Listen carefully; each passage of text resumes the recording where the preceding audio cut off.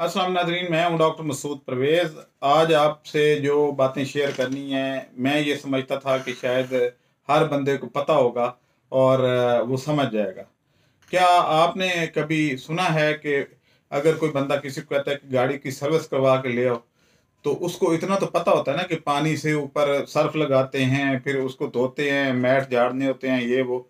तो सिर्फ सर्विस ही हर कोई बंदा कहता है जी सर्विस करवा के ले आए। मालिक ड्राइवर को यही कहता है और वो करवा के ले आता है। मैंने पिछले दिनों बैंगन पे एक वीडियो अपलोड की कि बैंगन में इतना तेल है और ये एक्सट्रैक्ट किया जा सकता है और इससे मुल्क में एक खातिर खा चेंज आ सकती है। लेकिन मुझे नहीं पता था कि मेरी आवाम जो है वो बहुत भोली भाली है। मैंने यही मुनासिब लफ्ज़ होगा कि बहुत भोली भाली है, अदरवाइज अल्फाज सख्त भी हैं।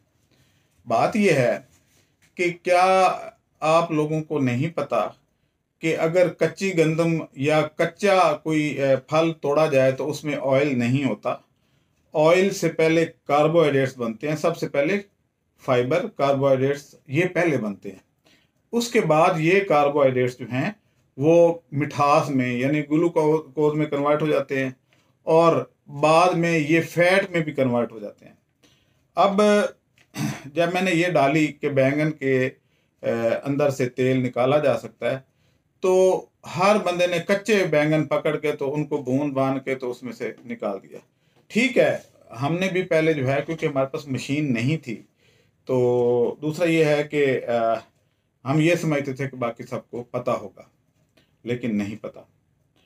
सूरत ये है कि पिछले 2 दिन से फिर मैं जब ग्रुप्स में उनकी डिस्कशन और कमेंट्स सुनता था, तो फिर मैंने फैसला किया कि नहीं भाई, इनको तो उंगली पकड़ के चलाना पड़ेगा और शायद पकड़ के नहीं, इनको गोद में बिठा के तो समझाना पड़ेगा।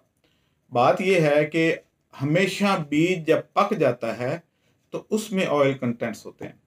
अगर छोटे छोटे बैंगन बैंगन के बच्चे पकड़ के तो उनको भूनेंगे तो कैसे निकलेगा।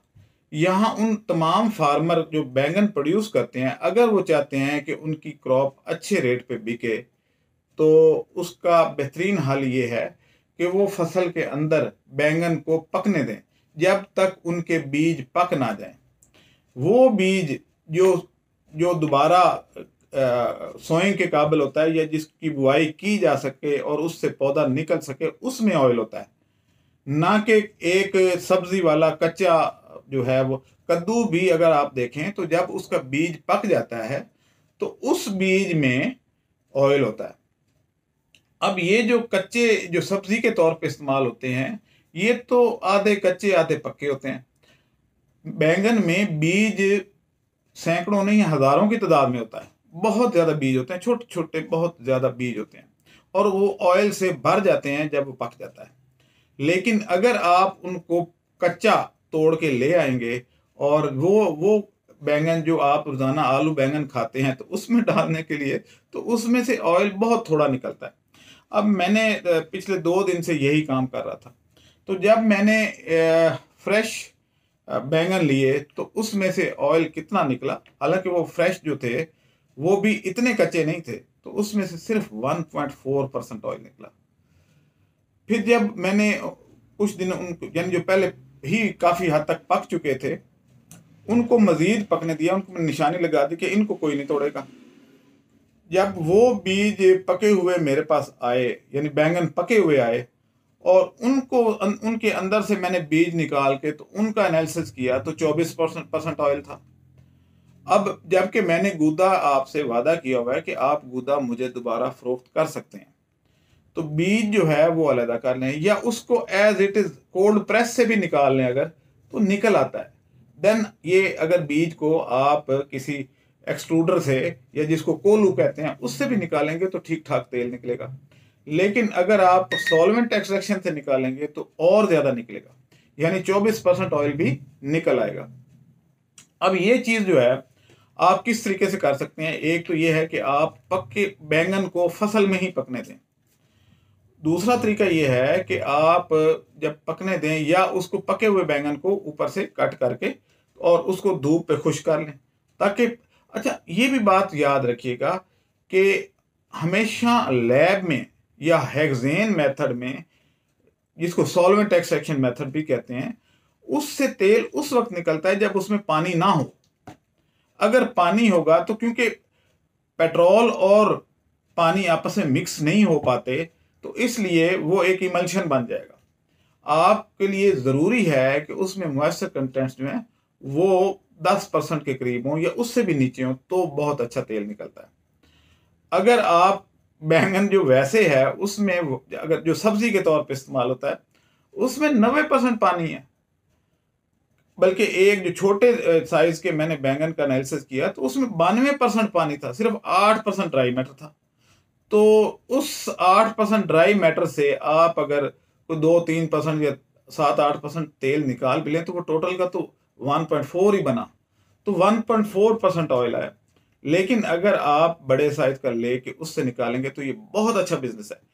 ऐसे नहीं ये 20 ml की छोटी सी शीशी $12 की क्यों बिक रही है, इसका थोड़ा सा प्रोसेस मुश्किल है तो इतने में बिक रही है ना।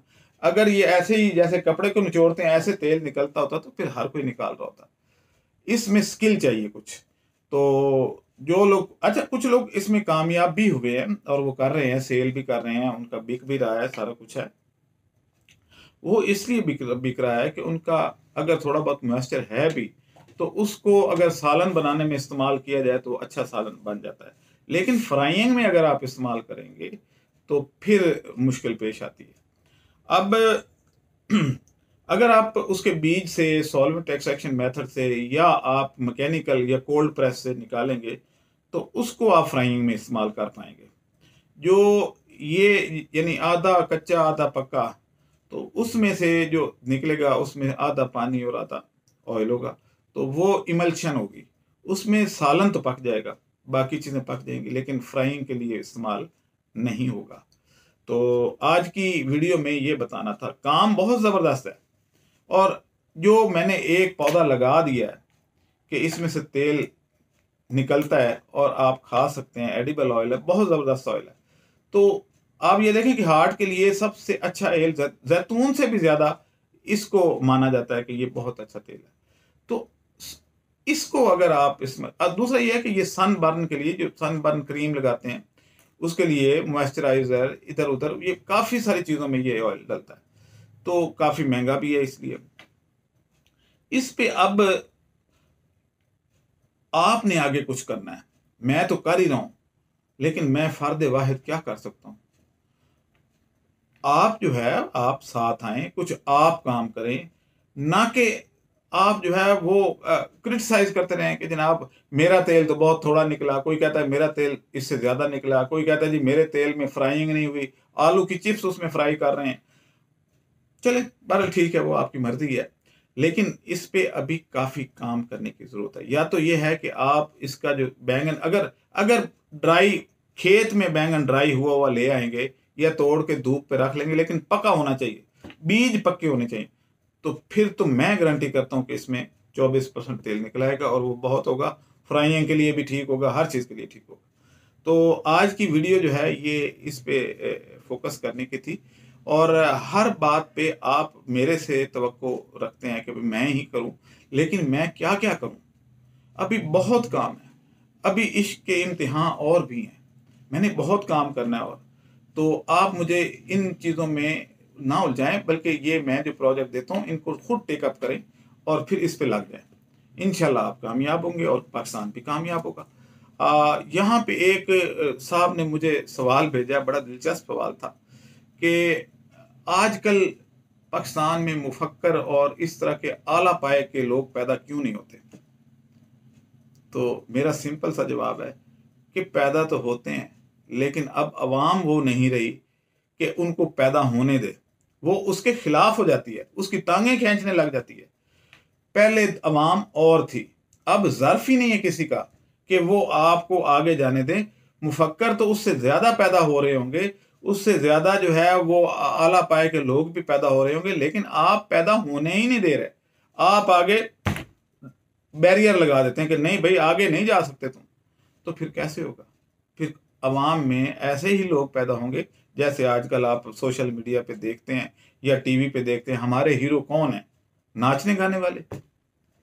अब हमारे हीरो अल्लामा इकबाल और इशफाक अहमद और डॉक्टर अब्दुल कदीर और इस तरह के लोग नहीं रहे।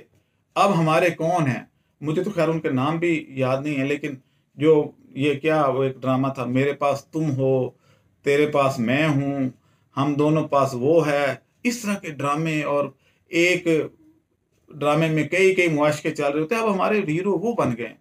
तो जब हीरो ऐसे होंगे तो आवाम कैसी होगी? थोड़ा फिक्र किया करें, गौर किया करें कि हमारे स्टैंडर्ड्स क्या हो गए हैं। क्या हम अब पस्ती की जिंदगी ही गुजारेंगे? इन्होंने क्या किया? ये जो नाच गाने वाले हैं, क्या एक दो ठुमके लगा दिए आपको बस हा हा ही करके? तो कौमों की तकदीर क्या नाच गाने से बनती है? क्या कौमों की तकदीर ठुमके लगाने से बनती है, या डेवलपमेंट करने से बनती है? फैसला आपने खुद करना है। अगर बनती है तो ठीक है, आप भी ठुमके लगाएं, कौम बहुत तरक्की करेगी इंशाल्लाह। ठुमके हम एक्सपोर्ट कर रहे हैं, बाकी कुछ नहीं कर रहे। तो गौर कीजिए और अपने आप को इम्प्रूव कीजिए, अपने करेक्टर को बेहतर कीजिए, अपने स्टैंडर्ड्स को बेहतर कीजिए। अगर कोई आपके मुल्क में कोई काम करने लग जाता है तो हम उसको घसीट के नीचे गिरा लेते हैं, अपने जैसा करने की कोशिश करते हैं। आप मुझे इजाज़त दें। अल्लाह हाफिज़।